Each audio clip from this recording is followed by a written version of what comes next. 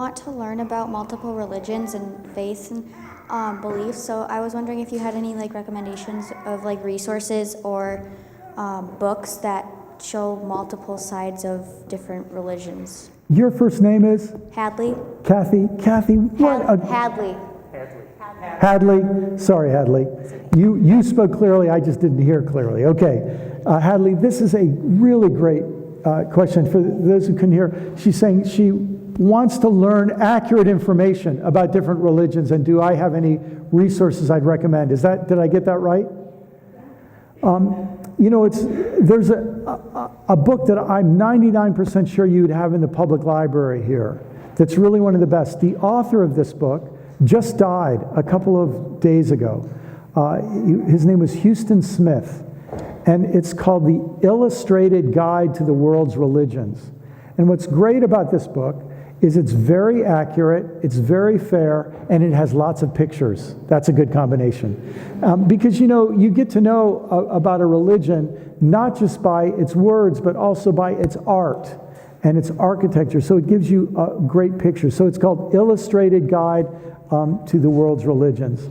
One of the other things I'd recommend is if you want to learn about a religion, ask somebody or read somebody who loves and believes in that religion. In other words, if you want to learn about Christianity, don't ask somebody who's never been a Christian. It's not your best place to start. Or don't ask somebody who used to be a Christian and left it because he hated it, It's best to let somebody who is part of it to explain it to you, and you'll get your best information that way. I hope that helps, Hadley. That's a good start anyway. And I think you'll find that helpful. We'll go, let's see, here, and then we'll go up here, and then I'll have a couple of closing comments for us. Yes? My name's Kathy. Hey, Kathy. And my question is here, at least at Calvary, we've been trying to learn and educate more about inclusiveness and understanding other religions and that kind of thing. My question is from your experience, do you know if the people in Jewish faith or Muslims, are they learning more about Christianity to be more inclusive of us also? Yeah, this is a really great question. So last week, I was in Phoenix, Arizona, and if you Google me and Google the words Auburn Senior Fellows Program, I'm a senior fellow with something called the Auburn Senior Fellows Program. And what Auburn, this organization Auburn did is they tried to find leaders from different faith traditions who were working for social justice. And so I'm honored to be one of these senior fellows. And in our group, there are people from the Sikh faith. It's actually pronounced the Sikh faith, S-I-K-H, but most people say Sikh. Muslim, Jewish, Buddhist, and several different kinds of Christian. We don't right now have a Hindu member. We probably will get one sometime. But right now, that's our little team. And I want to tell you about one of the rabbis in this group. Her name is Sharon. In fact, Sharon has a TED Talk online. If you look it up, her name is Sharon Brous, B-R-O-U-S. And it's a wonderful TED Talk. She has a couple of them. But Sharon's a rabbi. She's committed to her faith. She's committed to Israel.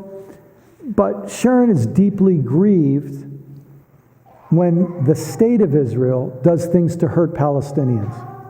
So she's a Jew, but she cares about Palestinians. And a lot of people don't know that Palestinians, some of them are Muslim, some of them are Christian. There are a lot of Christian Palestinians. So she cares about Palestinians. A couple of years ago, she wrote a blog. And she said, I'm deeply disturbed when people of my religion are careless about the lives of Palestinians. That's all she said. She started getting hate mail from her fellow Jews who said she was betraying her religion. So here's what's interesting. When you find people in one faith who stand up for the rights of people of other faiths. Often they're attacked by members of their own faith. It's happened to me among Christians, happens among Muslims, Jews. So there are many, many people working on this. And often the cost is very high for doing it. And the attacks come from within your own tradition very, very often. That's what makes it so hard. But I could tell you so many stories of just wonderful people who are working for this. And people of great courage and people of great spirit. And one of the things that we often have to do is we have to go back to people of our own religion and try to correct their misunderstandings. So let me just give you an example. When our country has been having all this talk, and I don't, whoever you voted for in the last election, I don't want to know, okay? And we might have different opinions politically, but I just want you to understand this. When we make it sound like we're going to keep people from coming in our country based on their religion, this causes real problems around the world. People say, see, those Christian Americans hate us. And so people then have to go and apologize, and make amends, because it makes it look like all Christians hate Muslims. There was a Christian pastor, some of you probably remember seeing him in the news. He lives in Florida, where I live, who was going to burn a Quran. Do you understand how offensive this is to people of other faiths? He's going to burn a Quran. I mean, a whole bunch of us were having to go out and speak to all our Muslim friends, and many Muslims are going saying, all Christians aren't like that guy. Believe me, all Christians aren't like that guy. But the same thing happens in each faith community. So there's a lot of us doing a lot of this work, and it's important. It doesn't make headlines. What makes headlines is when somebody wants to burn a Quran, or when somebody, when somebody says something insensitive or harmful. So it's important work, but not easy. I think we had another question up here.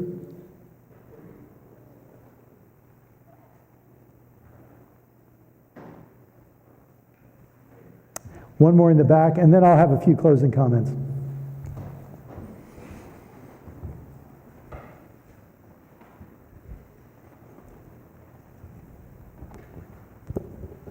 Hi, Brian. I'm Brandon. Hi, and Brandon. My son Zach's question is, what about our enemies that are trying to hurt us? Yeah. And more like, how about Islamic extremists and those who want to kill us just for being American or Christian? Yeah. And I know even 2,000 years ago, the disciples were a little hesitant to die for Jesus, That's right. So where does extremist fit in? Yes. And what's your son's name? Zachary. Zachary had a really important question, and Zachary asked a question that I bet is on a whole lot of people's minds. So I want to circle around to answer Zachary's question, and Brandon, thanks for asking it. And I want to circle around it this way. All of us have seen it happen in a school playground where there's a big fight on the playground, and the teacher comes and grabs the two kids who are fighting and separates them, sends one over here and one over here, and she goes to this one and says, "What happened?" And you know what he says, right? "He started it. He hit me first." Then you go over to this one, "What happened?" He hit me first. And so what happens is somebody offends somebody, and then it escalates, and it goes back and forth and back and forth. And each one is highly aware of the offense of the other, and often not very aware of his own, the wrong that he's done. And so part of what is happening, what's going on right now, is that there have been offenses between Christians and Muslims going on for hundreds and hundreds of years. And a lot of us didn't know about them. A lot of them happened long before we were born. But there were offenses. This is a fight that's been going back and forth. And the question we've got to ask is, when a fight is going on like that, how do we stop it?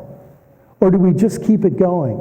Because if he hits him, and then he hits him, and then he hits him. It's just going to keep on going on forever. At some point, we have to try to find a way to end it. And the way I would say it is like this. You get into vicious cycles of violence. Hate for hate. Insult for insult. Threat for threat. Attack for attack. And it will never end until somebody says, okay, we've both done wrong, but let's try to have a different future together. Let's try to find a better way to live in this world together. So the thing I can tell, so let me just tell a quick story to illustrate this. Some of you will remember this. This was long before Zach was born. But in 2003, the U.S. invaded a country called Iraq. And right before the invasion, a good friend of mine, who I think your church had maybe to speak for the series, named Shane Claiborne. Some of you remember Shane Claiborne? Shane Claiborne and some other people, friends of mine, flew over to Iraq. And they said, look, our country might go to war with you, but we just want you to know, we're Christians, we're human beings, we don't hate you, we don't want any harm to come to you. And in fact, they were there when the bombs started falling. And so then the Iraqis said to them, you guys got to get out of here. We don't want you to get hurt. So they're driving out of Iraq, and a bomb fell, an American bomb fell, and their car got blown off the road. And they were hurt and, at the side of the road in the middle of a war, and they were injured. The hospital in the nearest town, the town was called Rutba, the hospital had been bombed. And so some people picked up these strangers. These were Muslim Iraqis who were being bombed by Americans. They picked up Shane and Jonathan and a couple of other, Greg and a couple other people, and they put them in the back of a car, and they took them to the surgeon's home. And the surgeon stitched him up in his home because the hospital had been blown up by American bombs. So that's a story you never hear. And that was a story of people saying, our countries are at war, but we're not going to believe that you're an evil person. We're going to try to treat you the way we should. And as we move forward, that's what we're going to have to figure out how to do. And what that would mean for all of us in this room, I think, is, here's the way I'd say it. If you can remember one thing from tonight, here's what I hope you'll remember. This little statement. If you're a Christian, you move toward the other. I'll give you the first half, you give me the second half. If you're a Christian, you move toward the other. One more time. If you're a Christian, you move toward the other. You get this from Jesus' story about the Good Samaritan. The Good Samaritan was like a Muslim. He was a person of another faith. And he sees seeing a Christian who's been beat up at the side of the road. And he crosses the road to go help the person in need. He moves toward the other. And I think if we make that our move in our personal lives, every one of those connections is a way that we build a little more peace in the world. And you hear somebody say something that's just plain prejudiced, that's just plain, they're giving their opinion, but they actually don't know what they're talking about. If you get in an argument, it probably won't help, but you can just say, here's the little thing I recommend you say. You hear somebody insult, say something about Jewish people or Muslims or Buddhists or whatever. Here's what I recommend. Do this. It really helps if you're bald, but you can even do it if you're not bald. You go like this. Wow, I see that differently. Want to try it? Ready? You don't have to do this, but you can go, wow, I see that differently. Now, you don't say, wow, you are really unintelligent. No, don't say, wow, I haven't seen such ignorance. No, don't say that. Wow, I see that differently. Don't define them, define you. Then they'll say, well, what do you mean? And then you say, oh, I don't need to go into it. I just want you to know I see it differently. And you say, well, why do that? Because if you can show them that you see it differently, but you don't have to convince them that you're right, you're giving them the gift of differing, but differing graciously, even if you disagree. Then if they say, no, I really want to know, you can say, well, look, I just think we've got to learn to love each other, and we shouldn't be judging all people just based on a label. Say something like that. Don't get into an argument, though. But you can often, just to speak up, helps break these vicious cycles of misunderstanding and violence. I'm just gonna skip something real quick here, and I just want to show you something here as we close. One of the reasons this is really important right now, people, you really need to know this. There is a resurgence of something. It's not just in America. It's a resurgence in Europe and in America and some other places. It's something called white Christian nationalism. It's not Christian, but it involves something called white supremacy. It involves a kind of racist ideology that has long history in Europe and in America. It's related to anti-Semitism. It's got a long, long history. And there's a resurgence of it happening around the world, but here in America now. And we're going to need Christians to speak up with a message of love and solidarity with our neighbors of all religions. We're going to need that more than ever in the coming years. It was around before we were born, and a lot of people thought it was gone, but it's making a resurgence. There are all kinds of reasons for that. But we all have to make a choice. Can I say it this way?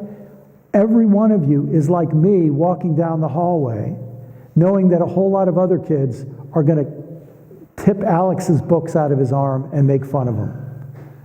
And we're going to have to make a decision. Are we going to stand up and protect people who are being targeted with others? We need churches and individuals who embody a strong and benevolent Christian identity, who cross the road of race, religion, politics, to model the love of Christ to all people, no exceptions. And so I'll just leave you with this question. Are you ready to cross the road? Thanks very much. Thank you.